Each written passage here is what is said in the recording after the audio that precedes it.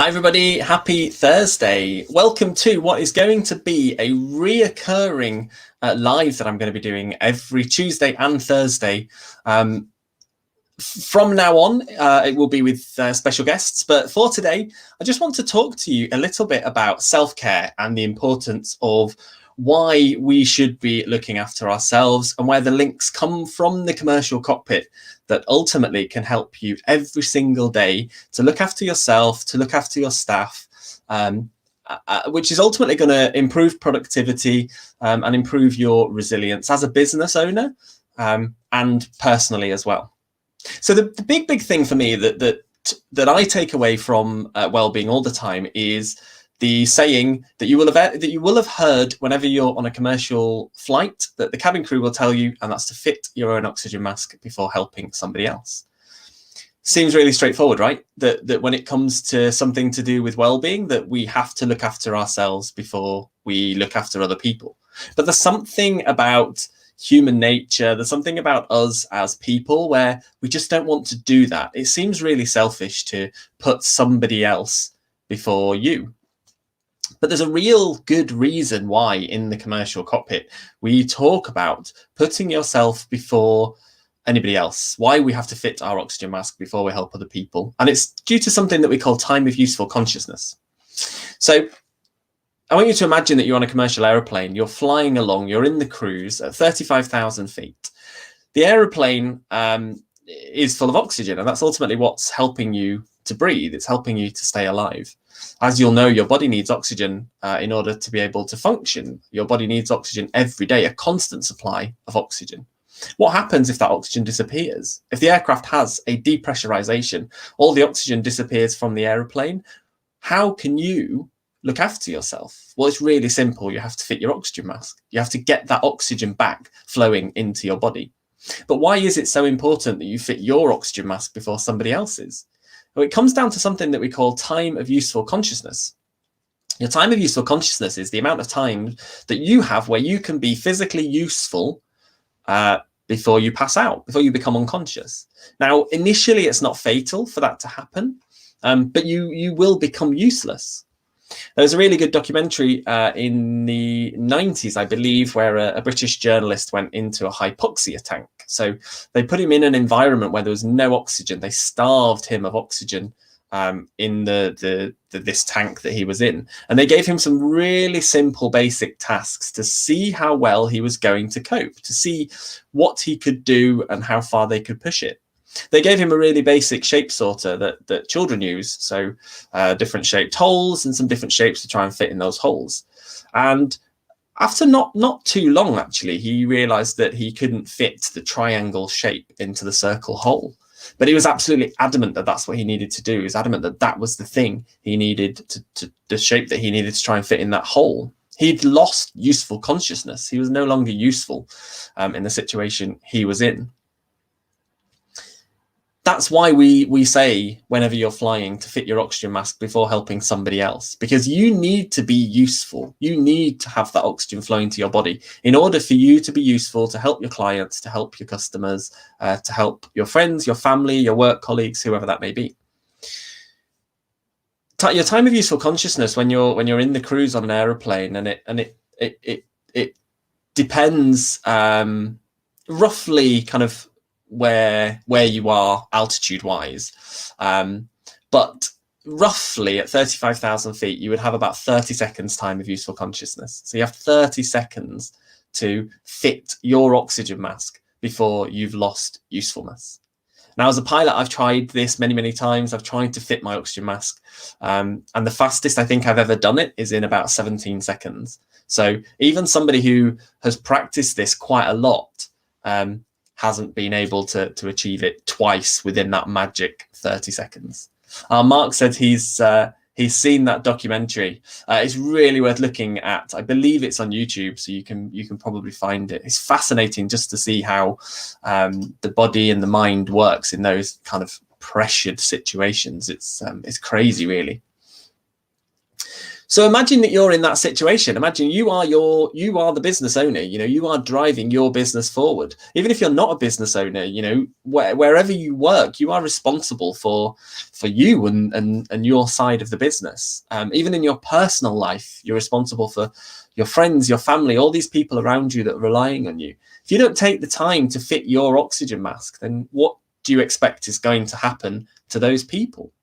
So we always think of this as self-care as being something selfish. We don't want to do it because it feels like we're detracting from our friends, our family, our colleagues. But actually, it's vital. It's so vital. In the commercial cockpit, the vast majority of everything that we do comes from a checklist, and many of you will know about checklists and the importance of checklists in the commercial cockpit. So for us, a checklist is almost like permission. It's almost like the permission that we have been given by the company, by the business, by the airline or the authorities to do a certain sequence of tasks. So anytime I want to do anything in the cockpit, whether it be starting an engine, taxiing, getting ready for takeoff, even just simple things like turning lights on and off, we use a checklist, and the checklist is the permission. It's the permission to do that particular task. So we don't do anything unless we have that permission. There are a few exceptions to that rule, and that's what we call our vital actions. And you can probably guess what one of those is going to be. Fitting your oxygen mask. Fitting your oxygen mask is a vital action. So we never ask for permission to do that. We just do it. So why don't we do that in our normal lives? Why don't we do that in the business world? Why don't we do that in our personal lives? Why do we need permission to take care of ourselves? Why do we need permission to prioritize self-care? It should be something that we just do automatically. We should do it without thinking. It should just be part of your daily routine. But it just isn't.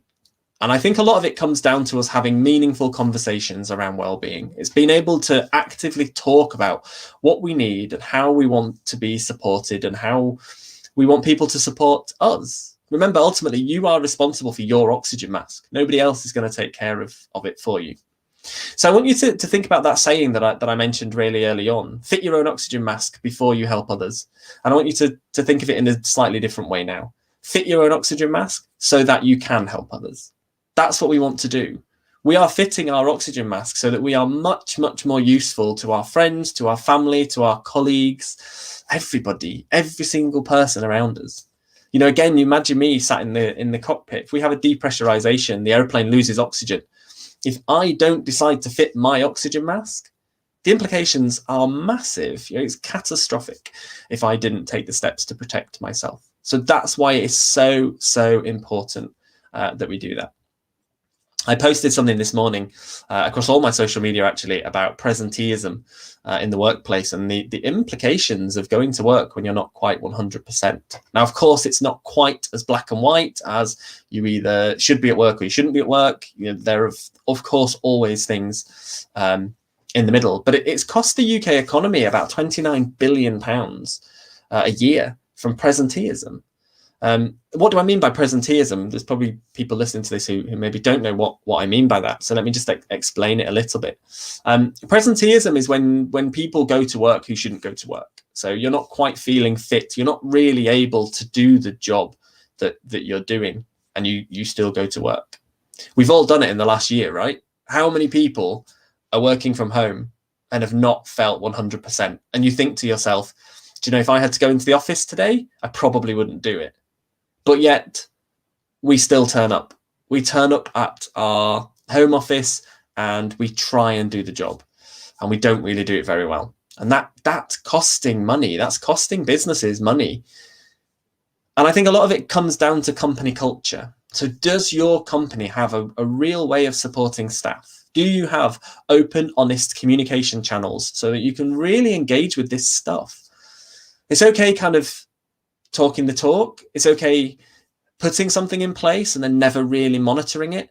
But are you walking the walk? As a business owner, are you the kind of person who is actively engaging in your staff well-being? Are you looking after them? In this same survey that I was talking about, 81% of employees that were surveyed said at one time or another they went to work when they shouldn't have. That's crazy, right? I mean, again, put yourself back in the commercial cockpit and imagine you are on a flight with a pilot who says, I probably shouldn't be here. That's crazy. The big difference with the commercial cockpit, and I talk about this quite a lot, is obviously lives are on the line when we fly. Lives of the passengers and your own life. You're putting your own life at risk. But for a business, right now in particular, these amounts of money that we're talking about, £29 billion, would be the death of a lot of businesses. So what can we do? If you're a business owner and you want to start putting your staff first, what can you do? For me, it's really simple. It's just about having those open, honest, meaningful conversations. Engage with your staff. If you have processes in place to look after your staff, to take care of their well-being, is it working? How are you going to find out if it's working? Ask them. Ask them if the support you're providing is enough. And if it's not enough, ask them what they want. Really engage and have meaningful conversations. That is the best way through this. And that's how it works in the aviation industry. Pilots are not penalized for taking time off because they are not fit to fly. Of course, if you're regularly not fit to fly, there are bigger questions to be asked and they will dig into it and look into it. But as a one-off, if you're not fit to fly and ultimately it's going to endanger the safety of the aircraft, you have a moral obligation not to fly and to report yourself. And I think it should be the same across all industries. Like we said, it's costing companies money to have people in place that ultimately are not doing the job because they feel like they need to show up. And it all comes down to company culture. I'm here to have those conversations. I'm here to help you have those conversations as business owners if you want to. But it is really simple. Just engage with your staff. Find out whether the processes that are in place are working. I guarantee you it will make a difference just by reaching out and talking to your staff. Have a fantastic rest of the week. And I look forward to speaking to you all really soon.